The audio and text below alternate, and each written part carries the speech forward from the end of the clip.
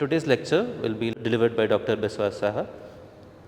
He obtained a PhD degree from Purdue University School of Materials Engineering and Berkeley Nanotechnology Centre in 2014.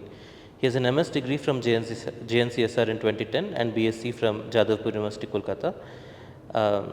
He was a postdoctoral scholar in the Department of Material Science and Engineering at the Center of Energy Efficient Electronic Sciences in the University of California, Berkeley. And in 2018, he joined the Chemistry and Physics of Materials Unit, CPMU of JNCSR as an assistant professor. With that, I welcome you to give the lecture. Thank you so much for the nice introduction, and good morning everyone. So, as he mentioned, I am Bivas Saha.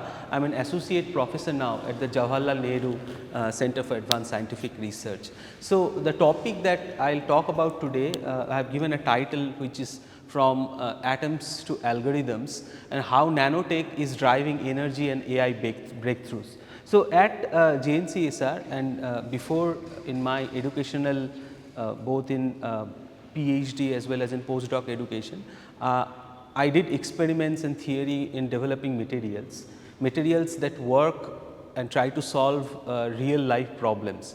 For example, that addresses energy security, that addresses climate change, so on and so forth. So, what I shall do today, trying to keep technical details a bit away, but try to focus mainly on the basic aspects of materials research and nanotechnology and how it is basically transforming society. So, let me get started with this a short video, and it will become very clear. It is a 1-minute video, but I find it fascinating. So, what we are looking at here is basically the population growth of the world for the last about 2000 years. So, you see this is which starts from after the birth of Christ. So, as you are going along, these are the places where the populations are, and you will see till about 1700 really not much happens. I mean, the population growth primarily happens in India, China, North America pretty much nothing, South America pretty much nothing, Africa pretty much nothing, and some little in the Europe. So, and each of the ages that we have studied in the human history, for example, all this great period, Silk Road, Great Famine, Roman Empire, all of these are coming. So, I shall stop for just 1 second and see really what happens at starting for around 1700 to 1800. It's really fascinating, I find, because you see human population at around 1500 also was almost half a billion. Today is about 8 billion. So, just let us see what happens. About 1700, 1800, something really happened. This curve is shifting, this curve is going up. Look at this here, what is happening. 1900, still very low population density, but look at what has happened over the last 100 years. Yeah. So, it gives a very good view of what really has happened. In the entire human history, last 100 to 200 years, we have seen an enormous growth in the population, enormous growth in the way of life, and enormous growth in the technological transformation. And what I shall show today is that this growth of human population over the last 200 years has been and primarily driven by science and technology. It's a very less known, I mean it's known, but perhaps less appreciated fact. And that's going to be my primary talk. And the other part that I just want to mention is that if this is the rate of pace with which we are growing, then what are the challenges and what are the consequences we will face in the coming days. So, let us get started. So, today if you look at the population density around the world, again you see China and India and China are the most populated ones, some portion of the Europe, the east coast in US, and some and some Africa. This is the Sahara desert, so pretty much no one lives there. So, this is the population density around the world today per square kilometer, how much people live. The color basically represents that. But if we look at the energy consumption, and then if I overlay the map of energy consumption at each of this region with this particular curve, it looks something like this. So, the maximum population density is India, China, but the maximum energy consumption is US, Europe, some portion of Japan is a heavily industrialized society. So, Japan, and then look what happens.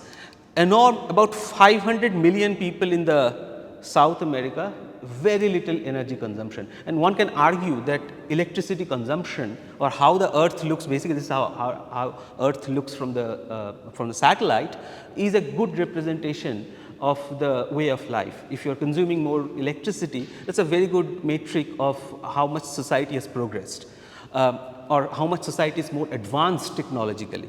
So, look at this, about 500 million people, very little consumption, energy consumption. About 1.2 billion people in Africa, pretty much non-existent. Of course, we are 1.3 billion people, China is 1.3 billion people, and this is the scenario.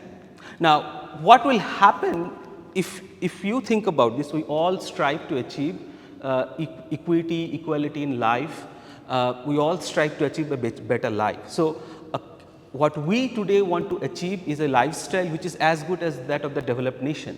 So, what if we also start spending as much energy as per individual as an individual spends in North America or in US? How will you address it? Where will the energy come from? What will be the consequence for this? This is a major challenge.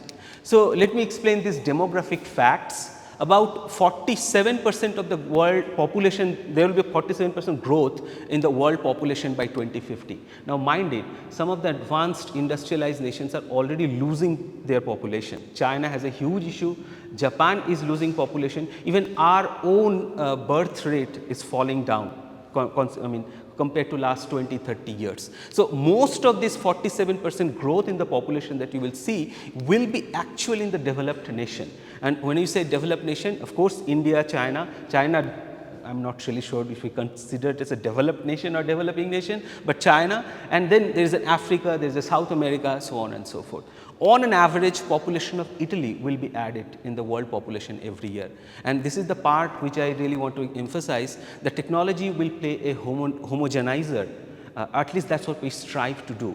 Each of us here sitting in Bangalore have the same aspect or have the same aspirations what people have in US.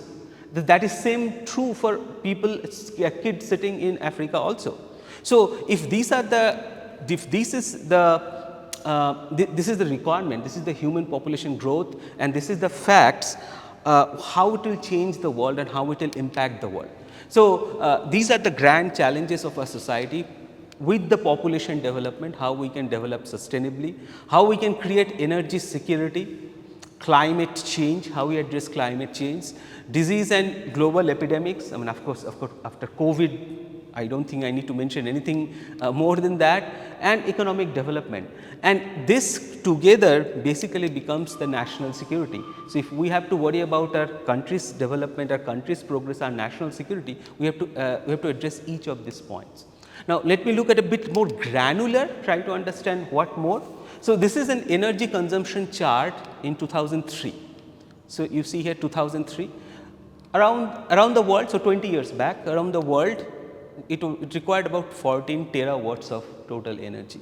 And what we have done is that we see that these are the different sources which was used in 2003 to get that energy. Of course, fossil fuel, coal and gas are the most dominant one. You see, they are the most dominant distributor for the energy in 2003, 20 years back. But as we go along, by 2050, given the explosion in the population density around the world and our ways of life that is changing, we need around more than two times of energy, around 30 terawatt energy.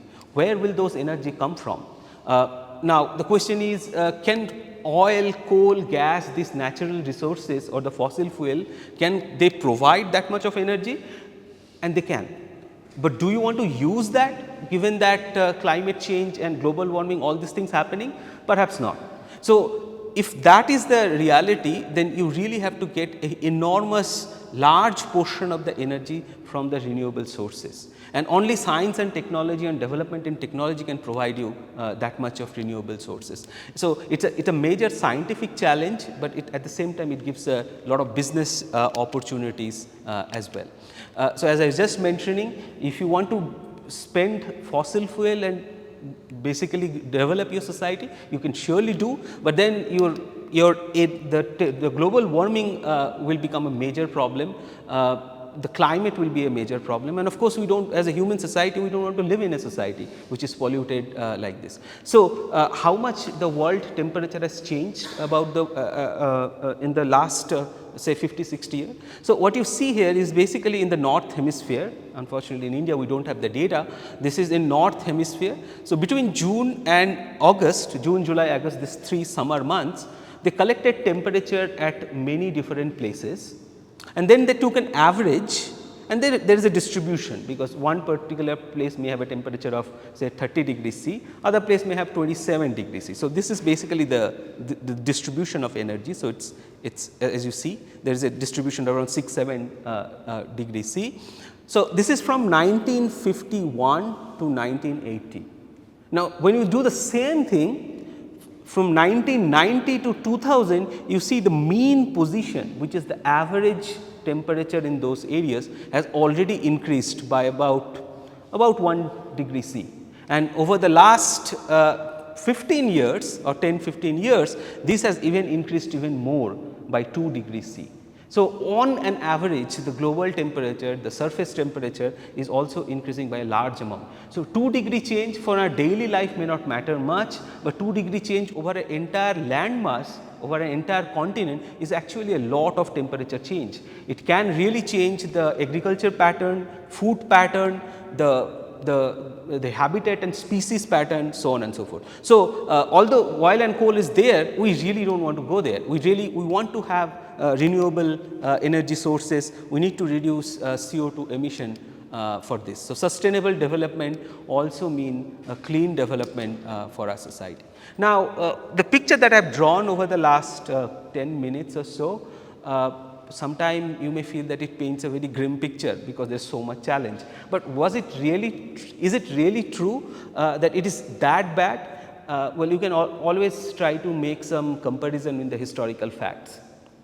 And the fact is, over the last 200 years, when the population was rising, there are at least 3 instances or at least 3 examples that I can give you, where people also faced very similar question and very similar challenges, and it is the science and technology which has solved this problem. So, first problem, so as you have seen in towards the 1800 or 1900, there was an explosion in human population, and in our history books we have all learned that there used to be a lot of famines, Bengal famines, Orissa famines, right. Fortunately, we do not hear this that much. So, in 1800 and 1900, famine was very prevalent because there was a huge amount of food shortage, and the food shortage was there because the grains were not they were not that productive grains. There were some insects which used to bite grains, and that used to cause a lot of problems. There were not enough fertilizers. So, this is one process known as Bosch process, which many of us have learned in high school. That is basically to add nitrogen and hydrogen make ammonia, and you know the ammonia is basically makes the fertilizer. So, 2 gentlemen Haber and Bosch in Germany, they basically invented this Bosch process, nitrogen hydrogen makes ammonia, that really revolutionized this fertilizer industry. And when that revolutionized the fertilizer industry, that really changed the way grains are created, the agricultural patterns are created, and today fortunately we do not hear about famine that much. I mean, there are some instances, but one could argue that a proper management should have prevented that as well. So, that is first example. So, and that is an example, without this development, this enormous explosion or exponential growth in population perhaps could not happen, one could argue that way. The second thing, the same way, when population was growing, disease and pandemics were prevalent very much, and lot of people were dying because of this, right. So, these are bacterial diseases, these are viruses. Now, COVID has been one of this kind in last 100 years, but in those years 1800, 1900 also, we have studied in history books that a disease was a major challenge, and one of the solution was, of course, the development of penicillin. And when penicillin was developed by Alexander Fleming, it saved millions of lives from infectious diseases.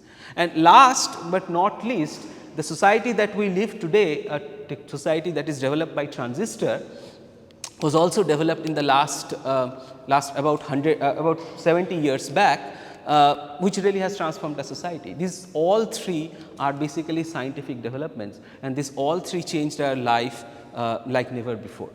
So, it is true that we are facing major challenges today, but it is also true science and technology, just like has solved challenges in the previous generation, can also solve problems for the next generation. Now, when we talk about science and technology, of course, there are many versions of it. There are many ways science and technology is solving this challenge, but one way is, of course, nanotechnology. And what is a nanotechnology? Well, the science which deals with the length scale of a nanometer is basically nanotechnology. So, just to give you a perspective, so a meter, you take it and slice it thousands and thousands of times, eventually you will reach a nanometer. So, a nanometer is basically 10 to the power minus 9 meter. So, just to give you a perspective, so this virus is about 50 nanometer. If I remember correctly, COVID virus was also around 100 nanometer, and that is why it could pass on so easily, even with the masks also. Today, of course, we are making things, we are manipulating things in the nanoscale, which are much lesser than 50 nanometer. For example, if you look at your cell phone that you have, and I shall talk about it because that is more close to my work, the cell phone that you have, they all have transistors. Those transistors have a dimension of 1 to 2 nanometer. It's tiny small. Just to give you a flavor of this, an atom is about angstrom in size, or less than an angstrom in size. So, if you multiply by 10 times, you get a nanometer. So, it is that small, and obviously all this nanotechnology field started with the famous work from work from Richard Feynman, who said that there are plenty of rooms at the bottom. But one the thing to note is that nanoscience or nanotechnology is just a vehicle. Nanoscience and nanotechnology allows you to use the power of nano or nanometer scale, not just nanometer scale, and this is the other point I wanted to make, nanoseconds time scale also, because many processes that happens in physics and chemistry which have nanosecond time scale, they allow these nanoscale processes basically to develop technologies for the future. So, nanotechnology is basically like a car. You take that car and you go to different direction. A physicist can use nanotechnology to develop smart materials, which can give you lot of energy efficiency. Similarly, a biologist can also use nanotechnology to develop a vaccine against a virus attack. So, nanotechnology itself is the vehicle, and you take this vehicle to go to different destinations. Now, what are the questions that we pose for nanotechnologists today? And this is just a representative, but perhaps some of the most important representative question. Batteries, given the necessity for EV, electric vehicles, important question for nanotechnologists is that can you use your knowledge in nanoscience to develop a battery which charges and discharges instantaneously and actually allows you a lot of capacity, so that you can drive much more and more and more. You know, it's actually, if you want to buy a EV, the first thing you would want to know, without charging, how much you can travel. And if I have to charge, how fast it can charge. I cannot just attach my car to a charger and wait for 3 hours to charge. So, this is one very major topic of research in nanotechnology. Similarly, there are other topics also. For example, how to mimic the natural photosynthesis. If you can mimic natural photosynthesis, that you can use to create devices, and then that can use for you to address green energy solutions also. How to develop catalytic material or catalysis material, and this part is particularly important because of this the CO2 reduction. So, the CO2 reduction basically is actually very important, because you know the greenhouse gas which is actually causing the global warming.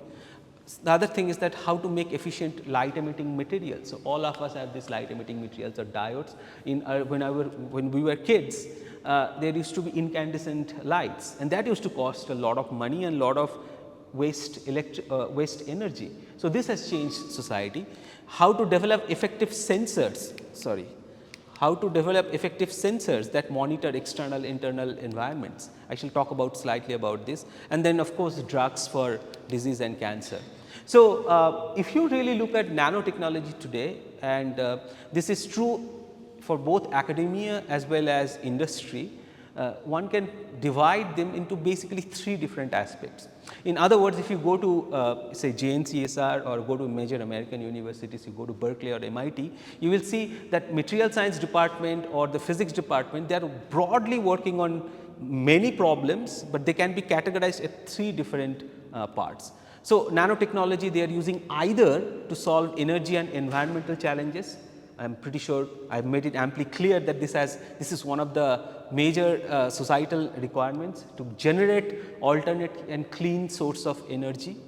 The second is electronics and information technology, how to drive the next generations of transistors and sensors and actuators, so on and so forth. And third is health and wellness. So, I mean generally in other crowds, when I talk to undergraduate students who are almost going to apply for the grad school, they pretty much have to choose any of this. If you join a grad school also, which lab you will choose, based on this you will choose perhaps one. So, there are subcategories also. So, if you are working on energy and environment, most likely will be either be working on solar energy conversion materials. So, that is basically converting solar cells, solar light to electricity. It is already happening. I mean, I think in Bangalore at least most major buildings have solar panels above it. There was a estimation done, is that if you in US at least, not in India, US you have this highway system. If you can put solar panels all in the entire highway, just replace the highway with a solar panel, that will give you enough electricity, so that you need electricity, you do not need any electricity from any other source. So, it's actually a very important, it's a very important research topic, and one of the challenges in that field is the conversion efficiency. Not all the energy comes on earth, from sun to earth, you really convert to electricity. So, that's one. The second is thermoelectric materials. Thermoelectric is basically convert waste heat into electricity. So, there are many instances, especially if you go to this industrial process, boilers and furnaces, they have a lot of waste heat. So, can you convert some of the waste heat into electricity? So, that is one of the other very important and very topical research topic. Fuel cell material, battery material, of course, battery I just explained, catalysis material again for CO2 reduction and so on. So, this is a major thrust, and this is a thrust that several people will be working in industry also. Each of these are actually one particular industry with several companies working in it. And in India today also there are a lot of startups, in Bangalore itself there are a lot of startups which are addressing one or some detail of this one of these technologies. For example, in battery side, EV battery, this side Jakkur itself has multiple companies now, which is actually very encouraging. In the second one, which is the electronics and information technology, of course, you will be making transistor, and this is where things have become really difficult. The transistor industry has progressed so far, it's very difficult to now academia to compete, because you are making the industry, these fabs are basically in Taiwan, the TSMC, Taiwan's semiconductor manufacturing company, or Global Foundries or IBM. They are building all chips. I mean, about 70%, 60 to 70% of chips around the world are being manufactured by TSMC, and these chips have 1 to 2 nanometer in dimension. Unfortunately, in university setup you cannot go. And this really leads eventually to what are the geopolitical tensions that we see today, the fight between China and US. To make this 1 to 2 nanometer transistor, you need a special tool known as lithography, which basically makes the small patterns. And the only company which gives the most yield of these devices is a company known as ASML, and that company is in Netherlands. So, what if US has to stop China's progress in this field, what it really has to do? It has to somehow stop the access of ASML deep photolithography, and that is what they are trying to do, because Netherlands is their ally. So, you think about this, if you are a Chinese leader, you realize that technology, you want to be the dominant in technology, but then US is trying to suppress you. So, there is a lot of geopolitics involved also. My point is to say that these are the fight that goes on when leaders fight. I mean, they don't, stupid reason also people fight, but these are the real reason why they fight. So, at least in academic section, maybe we are not working to make this 1 nanometer or 2 nanometer transistor, which we are not, we can't. I mean, industry has gone way ahead than us, but what we work on is how to make them work at a very low voltages or very low energies. So that when it works, the amount of energy cost is very small. So, along with the transistor material, there are people working on light emitting materials, sensors, actuators and interconnects. Sensors, actuators and interconnects, I will talk about it a little later. Transistor was developed in 1940s, actually during the Second World War. And the motivation was actually there was this war department in US. They really had to communicate with the frontline soldiers, and those vacuum tubes based communication technologies were not that reliable. So, transistor was developed based on that, and that time the size of the transistor was really large, millimeter size. And over the years, size has gone down, size has shrunk from millimeter to micrometer, micrometer to nanometer, and nanometer to 10 nanometer, 5 nanometer. Today it is about 2 to 3 nanometer. Why it is important? Because the more the lesser the dimension is, more you can fit it in a chip. So, today your cell phone will have 50 billion transistor, billion B. So, now the process with which these transistors are developed is known as lithography. Now, in university setup, we all have optical lithography. Optical lithography works with the principle that you shine light, the region where it is shine, that will be developed, and the other region won't be developed. So, you are basically limited by something known as diffraction limit, and diffraction limit in visible light gives you 500, 400 nanometer. So, if you really don't have that much resources and you buy an optical lithography, you can make a transistor with 500 nanometer. So, but that's industry is already 3 to 4 nanometer. So, you buy another lithography which goes to a little less, which is known as E-beam lithography. Instead of using light, you use electron. That gives you around 20 to 30 nanometer. But after that, if you really have to go below that, you really have to go to deep UV lithography. And that deep UV, by the way, just to give you the perspective in terms of the economics, optical lithography would have cost you 5 to 10 lakh, and E-beam lithography would cost you about 10 crore. So, you are already huge in scale up. If you want to go and buy this ASML, that deep UV lithography, that maybe, I do not know the exact price, but most likely it will be hundreds of millions of dollars. Only industry can afford it, and there is only 1 or 2 company which has really mastered this also. So, for an academia to develop that fine level or that small level is resource constrained, technology constrained, and that is the point I just wanted to make. But at the same time, I mean, there are not, size is not just the one aspect. There are other aspects also. I talked about what is the voltage of a transistor. There academia is trying to pitch in and help. Yeah, okay. So, the third one, as we talked about, the health and wellness. So, basically this is basically the biomaterials, drug delivery, of course, I mean vaccine for diseases, biosensors. So, there will be a sub department, every department will have like a sub department, and this will be the health and wellness sub department. You will see if you have 50 professors or 50 research groups in a department, at least 30% will be working on this, 30% on other 60.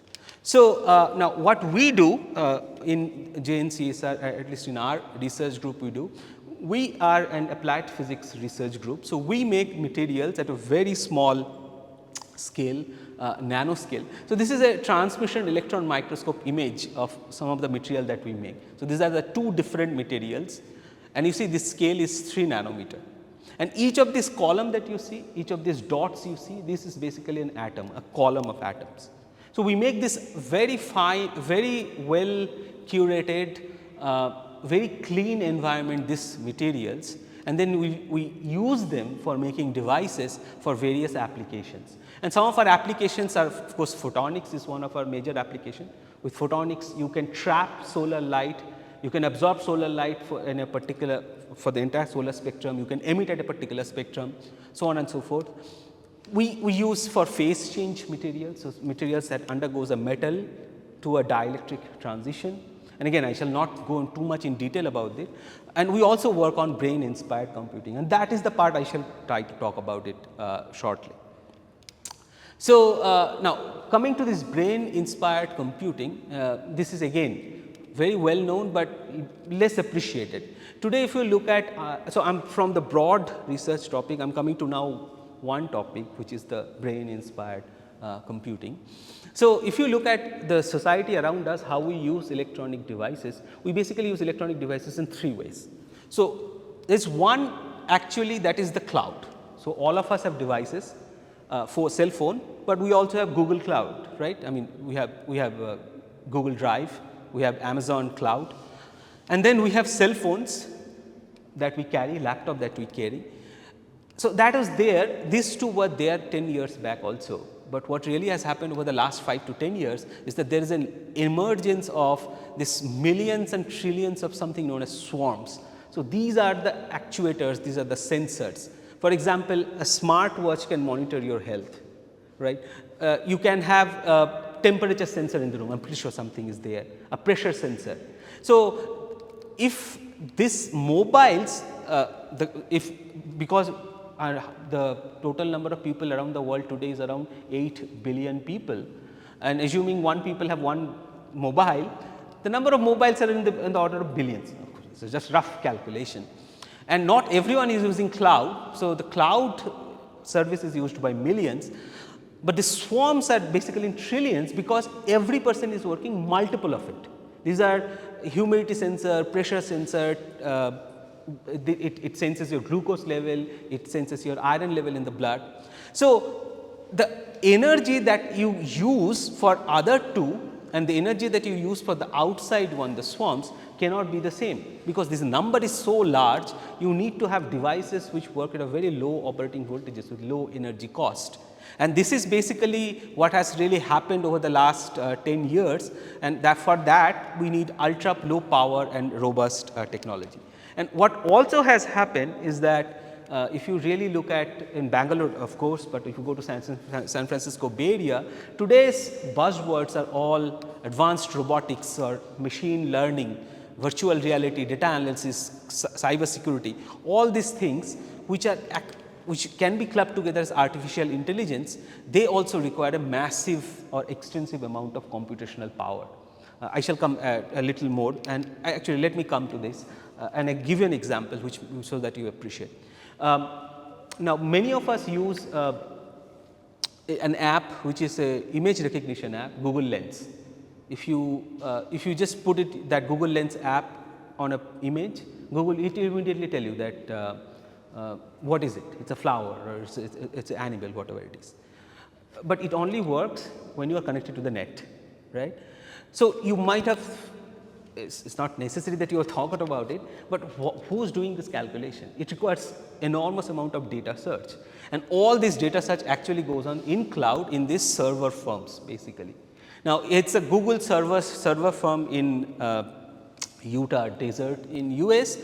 Now, to power it has so much of energy requirement that to power this Google server firm, they need they basically had to put a power plant next to it.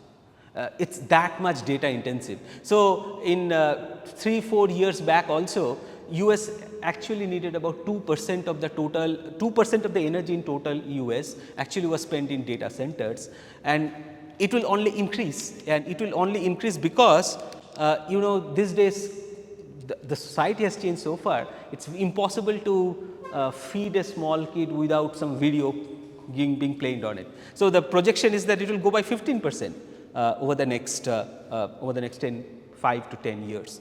So, my point is that recently we are dealing with this situation where there are swarms of new devices that are coming in that are body centric also. You don't know what a 100-volt battery with your hand, I mean it's an unrealistic thing.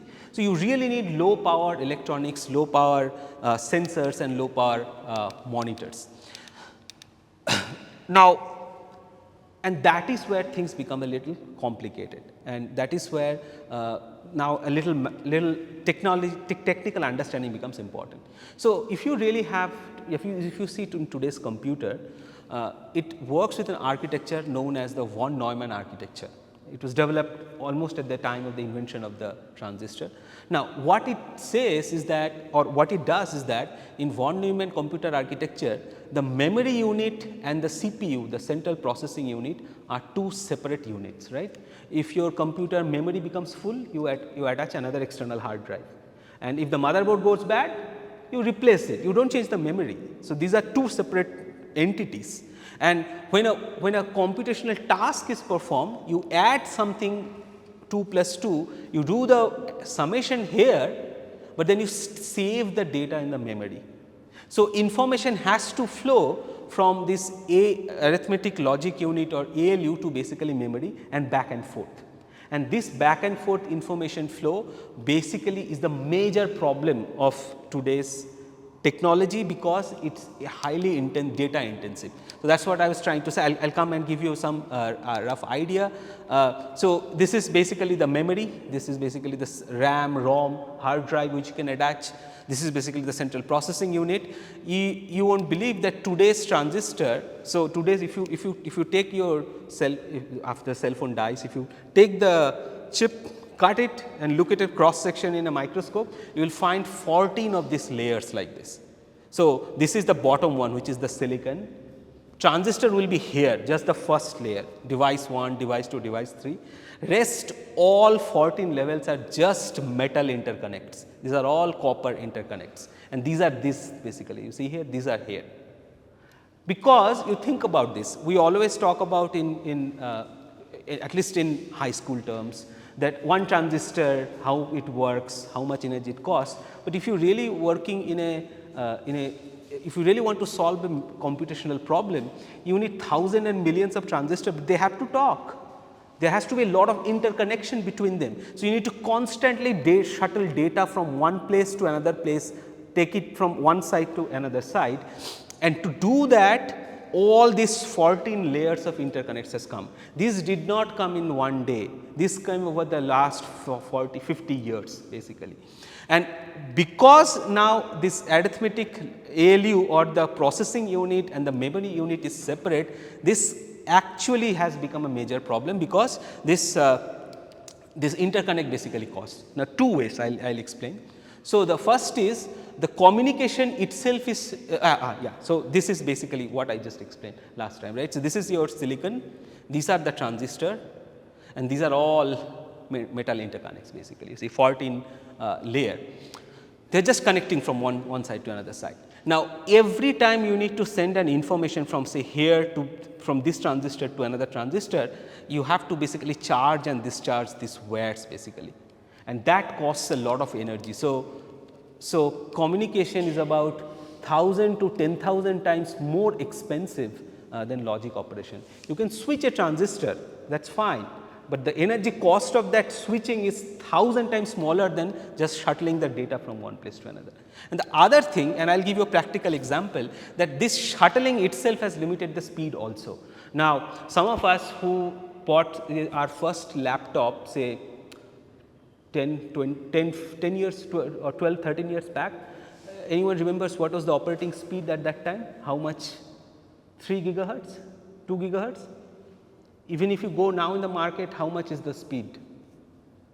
3 gigahertz, 4 gigahertz. So, have you really paid attention? Your memory has gone up from 10 GB to 10 TB, but the speed has remained exactly same. Why? Can't we increase speed? All these billions of dollars that are being spent cannot increase speed. they absolutely can increase speed, but you will end up costing more energy in communication, because fast speed means you are charging and discharging faster and more amount of time. It is like if I go from here to the airport, I mean, so I go to the airport to give an information, but the cost from here to there, each time the taxi costs 1000 rupees and I can't afford it. So I need to slow down. So that's exactly the reason why this is the two major bottleneck of modern technology or modern electronic technology. One is basically that the interconnects basically cost 10 to the power 3 to 10 to the power 4 times more expensive than logic, and then because of that the speed is also now limited to 3 to 4 gigahertz. So how to solve, and this is a fundamental problem. This is a fundamental problem because it comes from the fact that you have a memory unit and a logic unit. These are two separate, and you have to shuttle information or you have to ferry the information from one place to another. So how to solve this? Well, if we can think how our brain solved it, that our brain has already knows how to solve it. In human brain, there is no separate logic unit and separate memory unit. Everything is together, because in human brain you have these neurons, 10 to the power 9 neurons, and each of these neurons actually is connected to the other neurons with something known as synapses. And the information synapses are like 10 to the power 12, 13 maybe. So what really happens is that information flow from one synapse to another synapse, but unlike digital electronics, this is not just 1 binary 0 and 1. Each of these synapses is getting information from multiple different other synapses. It is passing information to multiple other different synapses also, and memory information is also encoded in physiochemical processes in this particular synapses. So and there are two basically types of processes that happens in a synapse. One is an excitatory. So if a action potential comes that tells that send more and more neurotransmitter from one side of the axon to another side of the dendrite, or so this is basically the excitatory, and the other is the inhibitory, where the information comes and basically this neuron basically says do not send this information there. And we can think about it also. If we are listening to a music which we like, so every time brain cells keep liking it. So that's basically the excitatory. And if we are listening to a large sound which we don't like, the brain sends the information that somehow don't pay attention to this. So that creates this inhibitory synapses. So the question is, can we emulate this brain's architecture and try to make computers which will work not with the von Neumann architecture, but will work with this neuromorphic architecture or the brain inspired architecture. And who is the first person to recognize this? Well, guess what? Von Neumann himself is the first person to recognize it. So this is the book which he had written in 1960, just before he passed away, where he basically suggested how a brain inspired computer can be better than the von Neumann architecture. So in computer you have one CPU, in brain you have 100 billion neurons. The point that I made, memory and the processing units are separate. Here the memory and the processing are co-located. There are only synapses, that is all. There is no separate memory, there is no separate computation. And then there are other instances, other reasons. One I want to highlight, megawatt of energy consumption in a CPU. Our human brain per day, how much, if you look at how much watt it consume, about 20 watt. It's that small. So much lesser energy consumption than the computers. Of course, this is parallel and this is sequential and so on and so forth. So this basically and before I come to that, I'll just explain. So whenever we talk about this brain inspired computing, sometime we know this deep learning networks, right, or this Google Deep Mind, basically the neural networks.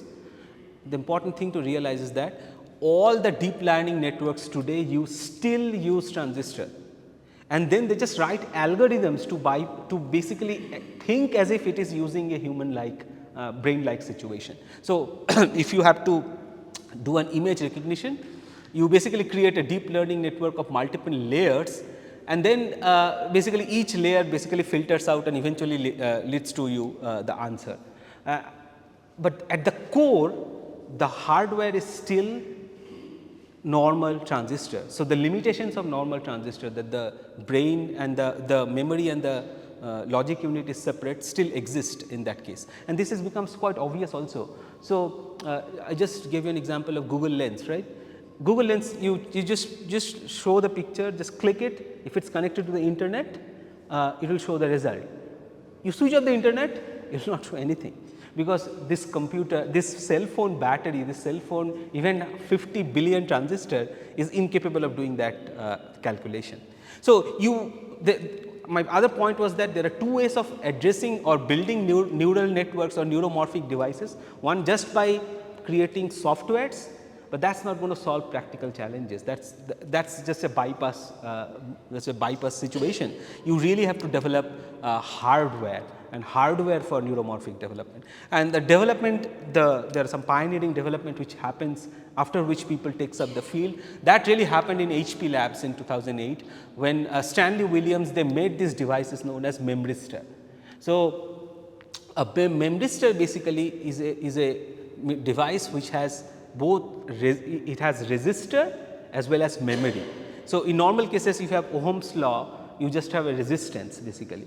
It has no memory, but in a memristor you have both resistance as well as memory. It is a little complicated to understand, well, not complicated to understand, but it is a little involved. I can explain later, but this basically led to the development of the field. So, I will come to our efforts in neuromorphic devices. So, we make photonic brain inspired computing devices. So, in this basically we make photonic synapses, because compared to an electrical synapse, they have a large bandwidth. So, bandwidth basically means the frequency range. So, an FM radio is in the megahertz, optical signal can be many different orders of magnitude of frequency range. They have very little RC delay and power loss, and the regulation of multiple synaptic activity. Some of these are technical terms. So, let me not go too much detail. If you are interested, I will be happy to talk about it. And then we basically for demonstrating these neuromorphic devices, you need to show many properties, for example, spiking, plasticity, Hebbian learning. This is a concept which is actually derived from biology, Hebbian learning, adaptability, criticality, so on and so forth. So, we make devices, and then we make materials, we pattern them, make devices, and then we test them. So, so one of our main tool for making these devices is a machine known as molecular beam epitaxy. And as you may imagine, when you make these devices, everything has to be very clean, because you are building things in a nanometer time scale. I used to serve for a long time as an ambassador of Berk Nanotechnology Center's clean room ambassador. I used to give tours to our guests, and one of the things that I always used to say is that if you are making a transistor which is 10 nanometer and a dust particle comes and sits on it, dust particle is a micrometer. It is like a Himalaya 2, 3, 4 Himalaya sitting on your transistor, you are not going to get anything out of it. So, you have to have a very clean environment. So, the materials that we make, so this chamber that you see here, this has a pressure of 3 into 10 to the power minus 11 torr. Now, to just give you a feeling of this number, atmosphere is 765 torr. If you go somewhere between Earth and Mars, you will find 10 to the power minus 14 torr. So, you are almost there, a little away, but almost there at the condition of the wider outside basically. Nothing is there, little hydrogen may be there, little oxygen may be there. So, in that condition, we use material that are pure to that extent. For nitrogen, 99.99999% pure to make these materials, and then this is how it basically looks like. For the sake of time, I will just explain it a bit short. This is the atom, that is how atom comes, reacts with nitrogen and gets deposited, and then we make this material, but then characterizing this material at such small scale itself is challenging. Light microscope won't work. You have to basically go to electron microscope, and some of this electron microscope are as big as this building, height of this building.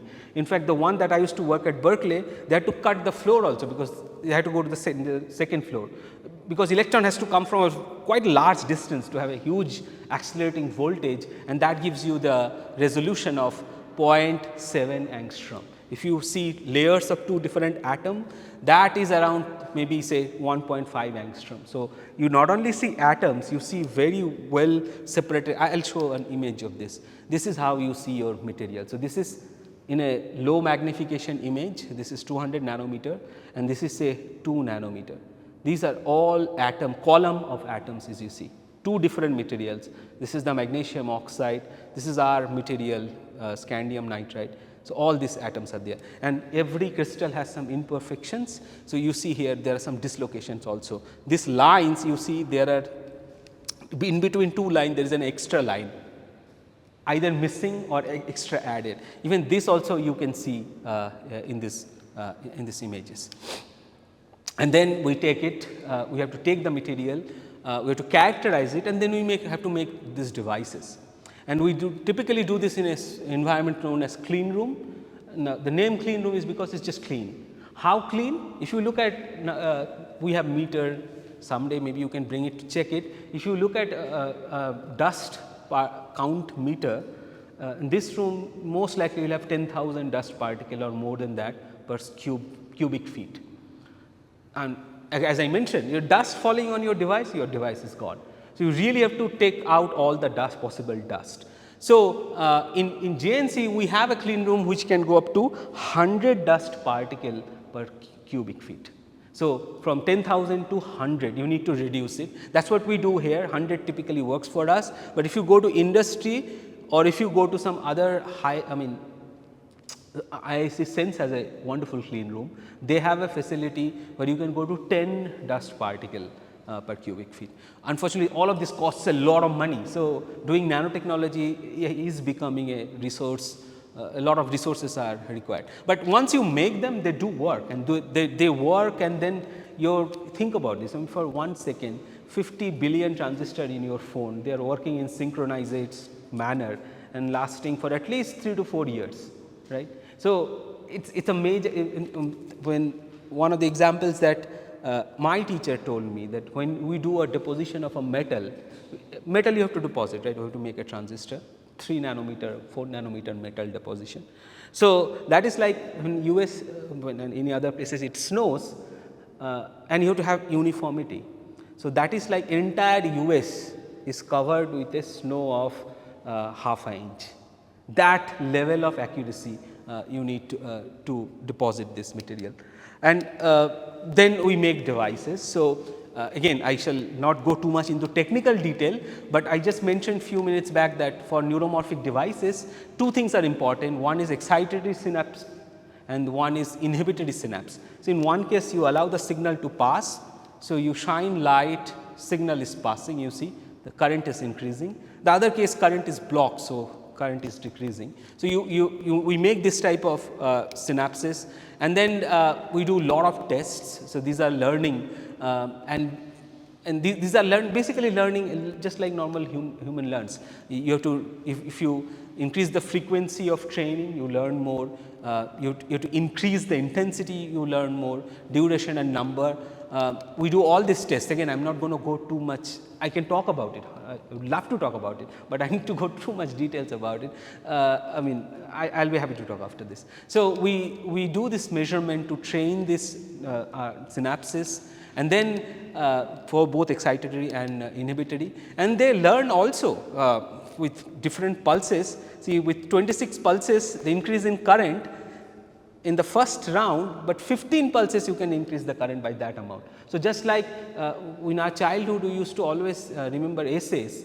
First time you mug it up, you remember a little, then second time it is better, by third, fourth time you remember everything. So, that is how these devices learn, just like human, their memory. We make filters also, but with that let me end, and I am happy to take some questions. So, I think the bigger point that I just try to make this is that over the last 100 years, there were many different revolution. Of course, artificial fertilizer, green revolution, antibiotics, transistor, so on and so forth. So, we are again at the precipice of another different type of revolution.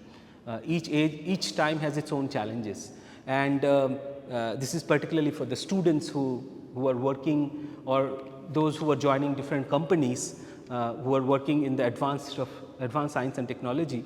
So, you will be working in some of the areas in the coming years to come. So, it will be a fascinating journey. It is not going to be always very happy, because devices sometimes won't work, but eventually you will figure it out. So, with that, I think I will stop. I am not sure, I might have taken a little extra time, but I will be happy to take some questions if you have. Okay, so I will stop with that.